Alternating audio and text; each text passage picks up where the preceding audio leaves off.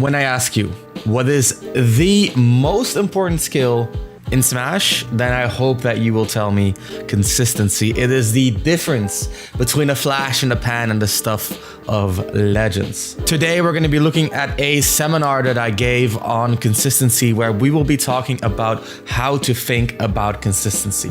I cannot give you the answers on how to be consistent because that is different for every player, every character, every region, and every tournament. There is so much circumstance that goes into playing consistently. The way Fatality achieves his extremely consistent Falcon is through his smart use of risks, whereas the way that Leo achieves his consistency is by minimizing swinginess by using a character with a good disadvantage like Byleth. Both of these are valid methods, but both of these have their own pluses and minuses, as we see in the tournaments. Whether you lean into the risks or try to eliminate all swinginess, there are multiple ways to achieve that consistency. What we're going to be looking at today is how to think about the consistency so that you can create your own brand of it. Something that can allow you to achieve consistency, which you can then translate into steady growth. Because if your results are within the same ballpark, then usually that means that you're running into similar mistakes, which means that it's very controlled what type of mistakes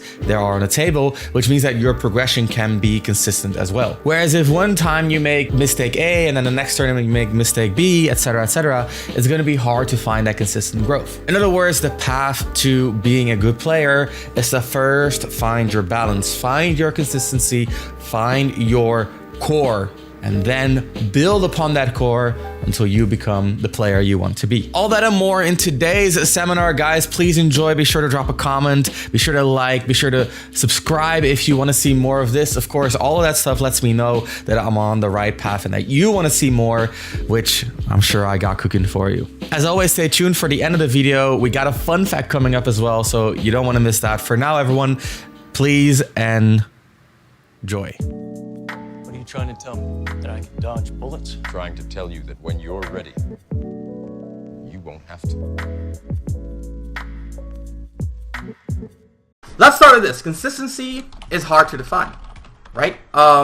Because when you think about consistency, a lot of people will think about different things. So something that I hear a lot is Leo is so consistent, which is true. Leo is very consistent, but a player that always goes 0-2 is also very consistent, right? So consistency in of itself, like, it's kind of hard. Like, of course we know, like, consistency as a definition is like, you know, you're continually performing around the same level, or you know, like, things along those lines. But when I say hard to define, it's more so it's hard to define what the term means in the Smash community, okay? So when people say Leo is consistent, that's true, but a player that goes 0-2 is also consistent, and we don't see that being praised, right? So what people often get at when they talk about, you know, consistency is, you know, winning consistently, right? Which is very different than consistency. So the reason that I want to talk about this is last week I had a student, and he asked me, hey, why do you think Shulk is such a good character? And my answer to that was, I think Shulk is very consistent. So in that sense, what I was saying is Shulk is very consistent in winning. So I think, like, kind of to start off, to make sure we're on the same page, like, we're talking not just about consistency in the sense of, you know, performing around the same level consistently. We're talking about, like, winning consistently, okay? Now, I think when you think about your consistency in Smash, you're basically thinking about two things, right? So we can kind of break up consistency into two aspects.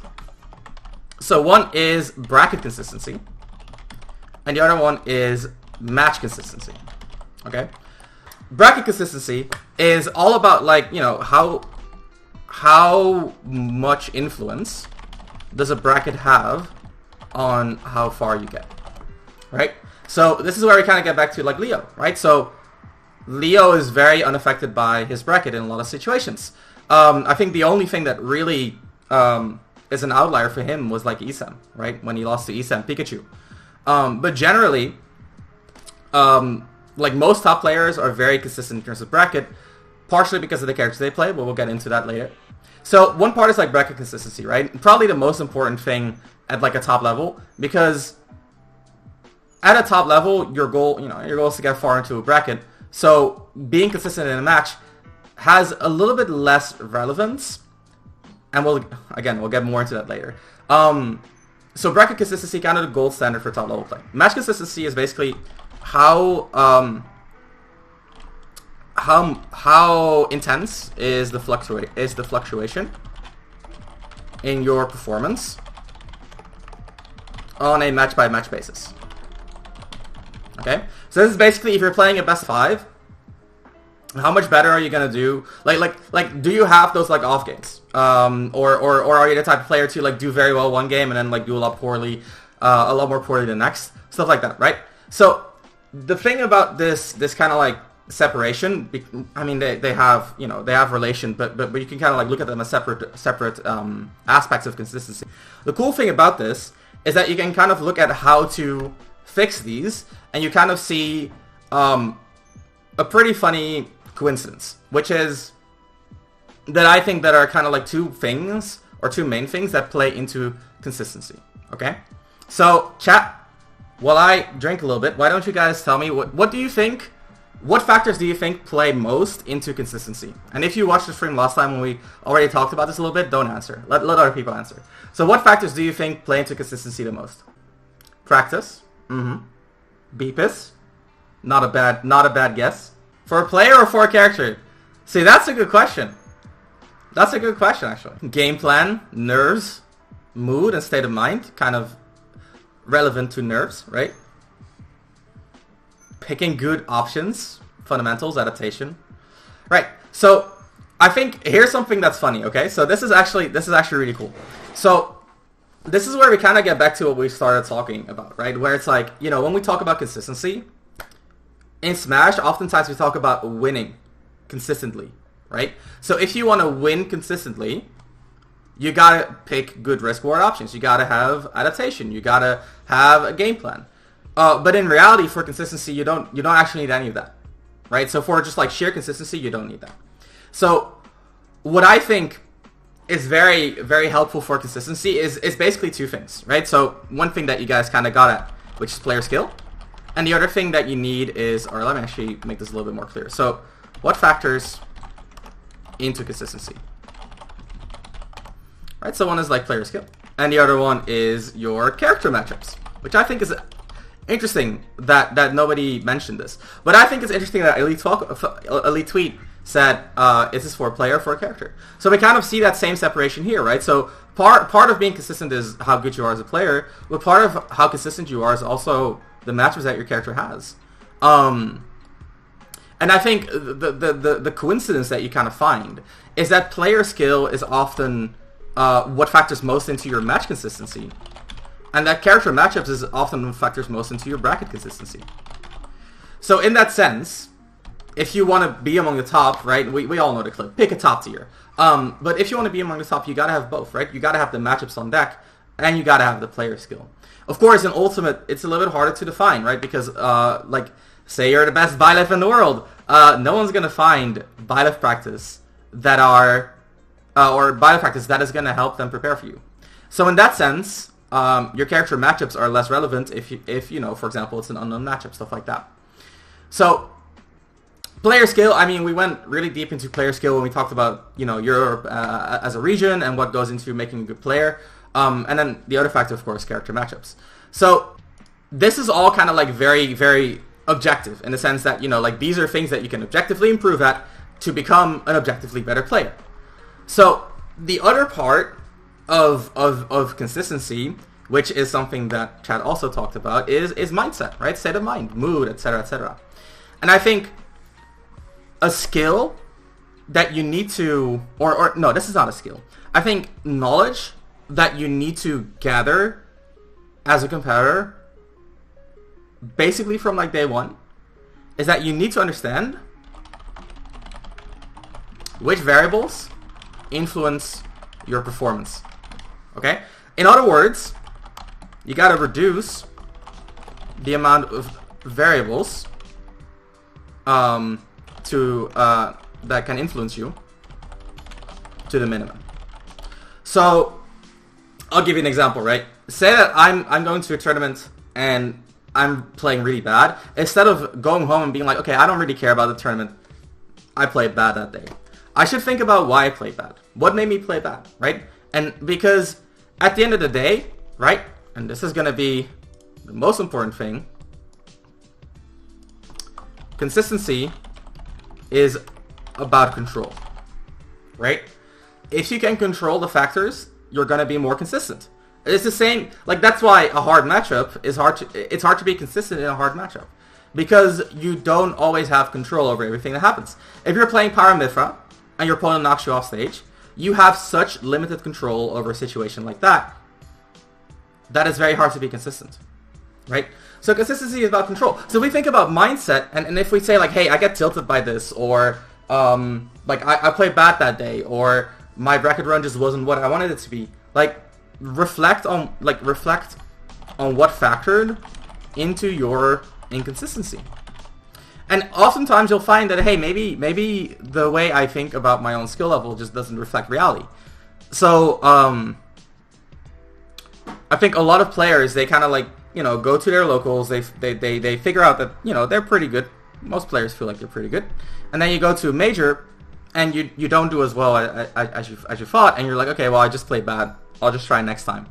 And if you do that like 20 times, you go to 20 majors, you're going to have 1 or 2 in which you do well, and then that kind of becomes a gold standard. So instead of looking at it from like a, you know, it's what we talked about before in the other YouTube video, you know, like lower end and upper end, right? So the more you can influence on which, let's put it this way, right? You have your lower end, which is, you know, your worst day. You have your upper end, which is your best day. If you get control where on that skill you currently are today, you're gonna perform more consistently. So some things that make people perform inconsistently, in terms of mindset, is things like, you know, enough sleep, stress, nerves. It can be eating well, drinking well, getting your sugars, right? Like there's a lot of things that play into inconsistency, and I think the most important thing is to just like be aware of what causes your inconsistency. Aren't bad days more like inconsistencies in specific areas? I will look up what exactly I was messing up. Right, but it's not just about what you're messing up, right? It's not just about what you're messing up. It's about why you're messing that up, right? I agree, Justin. I think bad days are sometimes like you're just overestimating your base skill, but I also think like bad days just happen because like we're humans, we'll never perform optimally.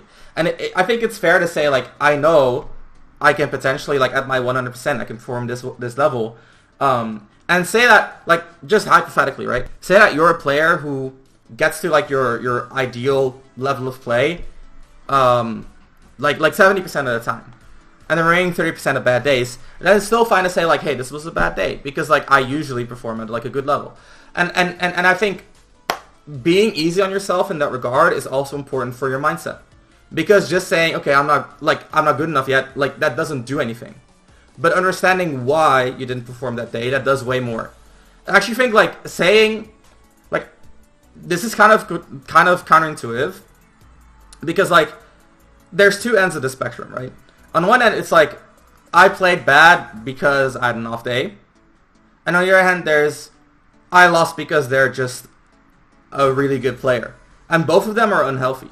Because if you say, hey, they were just a really good player, then you're... Let's put it this way. If you give a lot of credit to your opponent, then your loss will be less bad. And I've seen this a lot, where people will lose and they'll be like, yeah, my opponent's just really amazing. They're so great. Like, best player I've ever played. And then suddenly it makes sense why you lost. They're amazing, right? Like, it's MK Leo, of course I lost. But that doesn't actually do anything for you. And the same is true for being like, oh, I just had an off day. Like, it doesn't do anything for you. The most important thing is to figure out, okay, so what actually happened there? And it's not just about, like, why I lost. Because, like, you can say, hey, I lost because I didn't get my combo, and I usually get my combo and an off day. Then you're kind of getting into the same pitfall where it's like, I'm finding a reason for it, but I'm not figuring out why it occurs, right? Because, like, having a reason is kind of, like, halfway there. Because why it occurs is, again, it's like, you know, I slept like shit. I slept so bad. I slept so bad that I missed all of my confirms. And then you can go home and say like, oh, I just got to grind my confirm out more. And then you go to another tournament and you drop them again. Because the problem isn't that you didn't grind your confirm enough. The problem is that you slept like shit. right? Or you didn't get your sugars and your brain was on autopilot and your autopilot messes up. I've had a tournament where I literally couldn't roar. It just happens, right? Yeah. So why does it happen, right? Figure out, like, because if you want to be consistent, you gotta control the variables. So getting outplayed is not a matter of consistency, but missing basic stuff like combos is. Right, so like if you're playing as someone who consistently outplays you, that doesn't mean you're being inconsistent, right? Like say you're playing as MK Leo and his neutral is better than you and his advantage is better than you and his disadvantage is better than yours. Like you can be playing super consistently and still lose. Does that make sense? It always makes sense why I lost, but no matter how amazing they are, as long as they play the same game, this is something that I did not manage to play against well enough. Yeah, and I think that's totally cool. I think maybe I didn't communicate it clearly enough. I think the core of what I'm trying to convey is that, like, saying something is a bad day, or let's put it this way, sometimes you don't perform as well as you usually do, right? Like you can be realistic and say, like, this is how I usually perform, and sometimes you're below that. I mean, that's what an average is. You got to figure out why you're below average and try to, like, push that upwards. And sometimes it can be it can be the fact that you have to travel 2 hours to get to your local. So what I think is very important with your consistency is that you want to measure your consistency to personal goals, right? So you measure to personal goals. I mean, we talk about this a lot on the channel, how, like, you know, results don't really tell a lot of the story. Personal goals help a lot. So consistency is very hard to measure in wins, right? Because every set has unique variables and you can't control for all of them. So you could be playing your best friend at your local and 3-stock him, and you can be playing him next week and lose. And the question then is, like, what was the difference between those two sets? And it could be that, again, you slept bad, you didn't have your sugars, you had a long day at school or work. But it could also just be that he improved during that time frame and you didn't have an answer, right? So there's so many things that come into a win or a loss that it's very hard to take, like, a win or a loss as a measure for consistency. So that's where personal goals become a lot easier. So for example, you can say, hey, I'm going to try to ledge trap him 8 out of 10 times. That's, like, a very accurate, hard to mess with statistic that you can use to measure your consistency. Another thing that you need to control, right, is your mental state. So in other words, avoiding tilt. Probably one of the bigger skills that you need to master in competitive games is avoiding tilt. Like I've seen chess streamers go on a rampage in a losing streak and just lose elo because they get tilted. I've seen it happen to League of Legends players. I've seen it happen to Smash players. But more than anything, right, it's about control. So you control your mental state, you control your actions in game, you control your knowledge. You try to control as much as you can, and that's kind of where you get to a consistent place. Now, this is where we kind of get into the character part of consistency, right? What's up, Krista?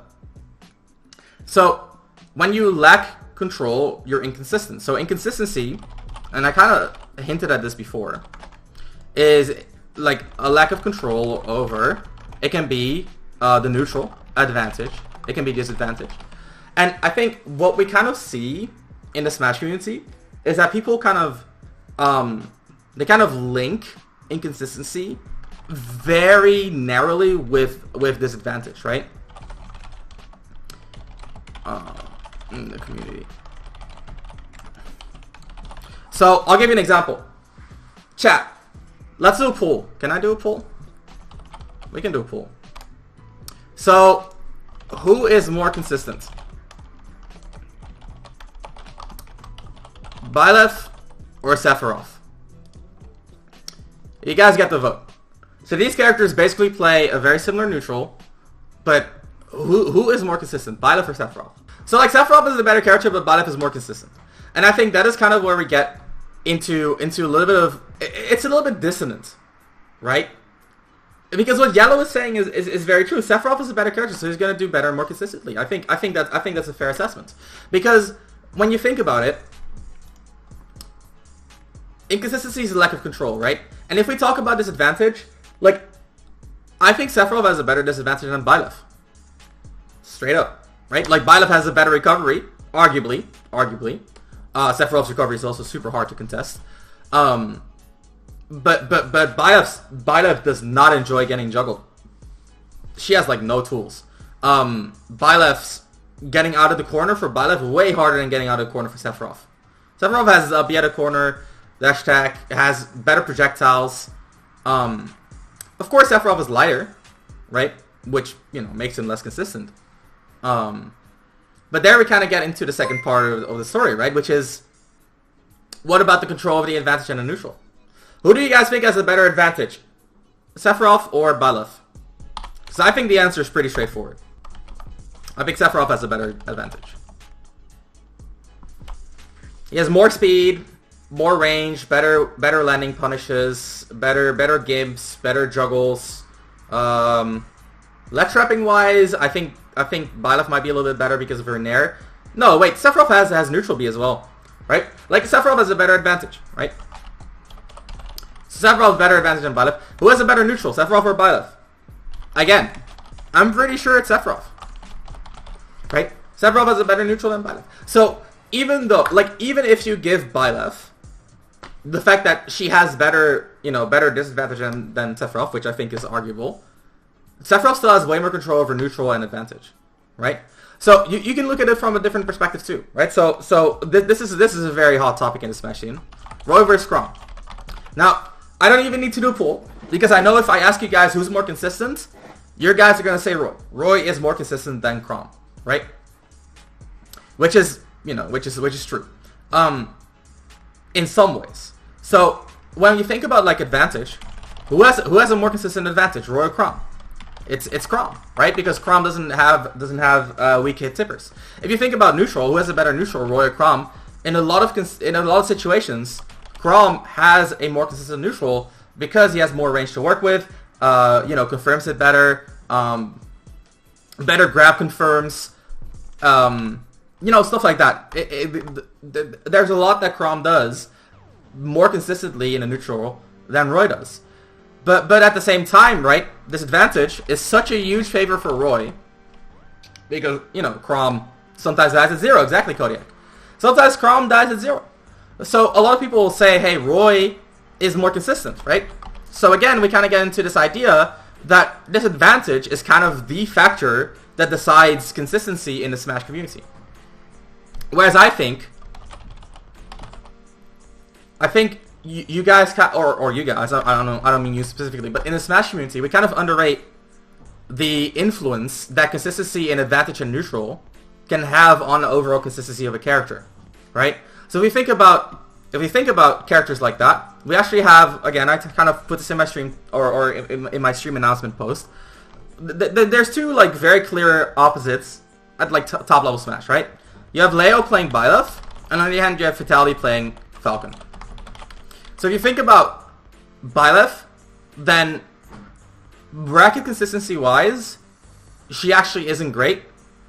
But match consistency wise, she's very great, right? She's actually amazing. Because like on a bracket level, she's gonna have some losing matchups, blah blah. Fatality Falcon, right? So bracket consistency lower, match consistency higher, right? If you think about Fatality Falcon, it's actually the same thing, right? So bracket consistency lower, but match consistency a little bit iffy. But with Fatality's recovery, it's a little bit higher. But let's just say mid. It's okay. So what you kind of see from these players is that they both have like a very different approach to compensating for the lows of their character. So, well, for one, Leo has a secondaries to fix his bracket consistency. But what you kind of see, and we talked about this, right? So generally your player skill helps you with upping match consistency, even if the match consistency is normally lower, like what Fatality has, and your bracket consistency kind of gets fixed by characters, right? Oh, Fatality has an Aegis now. Okay, I see. That's smart. They both still lose to Pikachu, but it's smart. Anyway, the point is that Leo often uses his player skill to compensate for his bracket consistency. Because he knows, right, the way Leo is usually going to lose is because something happens in a match that's just kind of an outlier. I don't know if you guys remember Mars versus Leo, where Mars just kind of like nair flip jump kick spiked him, and then he basically took like a lot of stocks in very iffy ways, from what I saw, and got the win through that, right? So what Leo said is, hey, I'm gonna pick a character that has insane consistency within a match, and then even though on a bracket level the consistency might be lower, my player skill is so much higher than my opponent's, until like, you know, top 5, something like that. It doesn't matter that like this bracket is bad for me, because I compensate for that with player skill, right? So he's basically saying this is a character weakness, but because I'm so good at as a player, I can kind of compensate for it. Now for Fatality, it's kind of like the same thing, where he gets through a lot of the games with his player skill, right? So a lot of players can do this. Fatality too. Player skill. But then if you look at match consistency, what he does is instead he uses his character's qualities to compensate for like subpar match consistency. So Leo could do the same, right? So Leo actually, if you look at Leo versus T, he starts the game off and he like forward smashes T at 12. So he kind of uses his character strengths to compensate for some of the inconsistent qualities of the character, right? And Fatality does much the same. So what you kind of see is that all these players have some sort of strategy. So Leo is more like, I'm going to be, generally, Leo's trying to be as consistent as possible, and then just relies on being better than the opponent, right? Whereas Fatality is more like, I'm going to get as consistent as I possibly can as a player, and then for the part where my character lacks, I'm going to play more risky, I'm going to incur more risk to compensate for those shortcomings. And that's a lot of how he beat Esam. Like, a lot of how he beat Esam was the fact that he took the right risks at the right moment, and he basically used the swinginess of Falcon in his advantage. So that, like, the pattern here, the reason why I pick both these players is because they both have a character that struggles in the same ways, right? They both have like inconsistent brackets due to matchups, but they both still have like different struggles in the middle of a match. And whereas Leo is more like, I'm going to make sure that I don't have to worry about this, Fatality is like, I'm going to try to compensate for this. So what I basically mean is there's always going to be a strategy for you to compensate for inconsistency. And that's why, for example, I think Shulk is a really good character, because there's always strategies to compensate for a bad matchup, with like resource management, blah, blah, blah. So I think what is very important for you when you pick like a character, for example, is that you think about like the weaknesses of your character, and if you think about, and then you should think about whether compensating for these weaknesses is fun to you. So the way Leo plays Byleth is, like, let's just be real, a little bit cut and dry. Like, he tries to prevent risks. We see a rare forward smash on a ledge jump on T's jump every blue moon, but the way Leo plays is calculated and slow and all about removing as much swinginess as possible. Very similar to, for example, Tweak, right? So Tweak is even more extreme in this regard, right? So Tweak, he will like run up and shield and just wait for you to mess up, and then if you start grabbing, he'll, punish you, play the risk reward. But he's basically like, no swinginess allowed. Whereas Fatality is like, I'm gonna embrace the swinginess because I think I can make better use of this than you, because that's what my character does. So when you think about consistency, think about these factors. Think about, the player skill. Think about the character matchups. Think about the strategies that come into play. Think about the mentality, right? So how do you handle yourself mentally?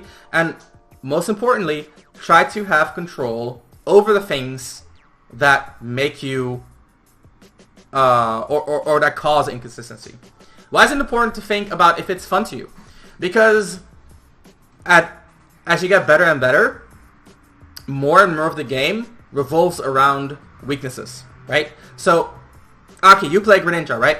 When you play Greninja at a mid-level, a lot of what Greninja is about is finding the things that make you strong, right? So, Greninja Shuriken is strong at limiting their movements, and then when they are limited in movement, I can more easily get a dash attack on their landing, or, if they're more static, I can find, like, landing aerials and pressure them from there. They're very, like, focused around, like, strengths, right?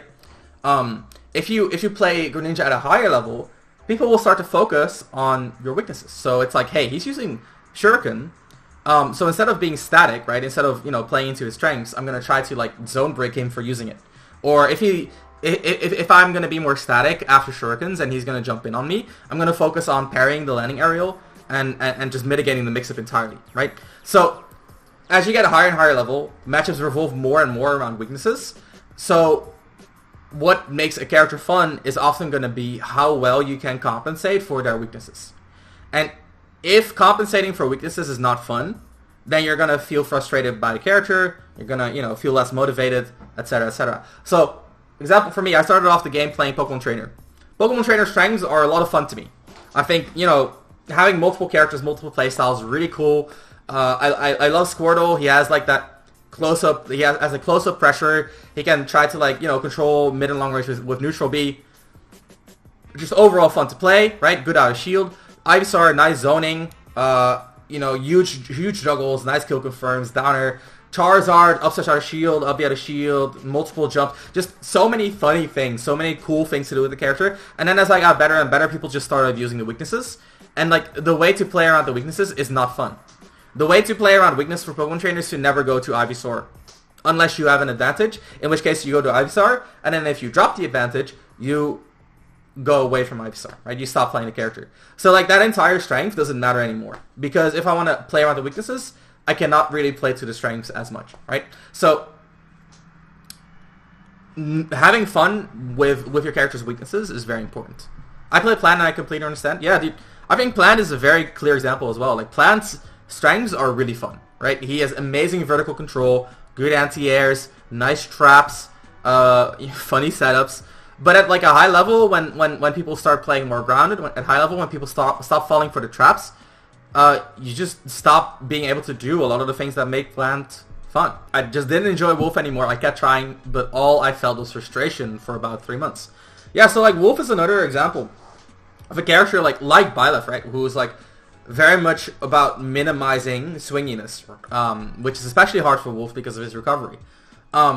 So a lot of playing Wolf is about, like, being disciplined and proper risk reward and not playing too risky, stuff like that, which is something that you gotta like, because he can take those risks, but you just don't want to at, like, a higher level.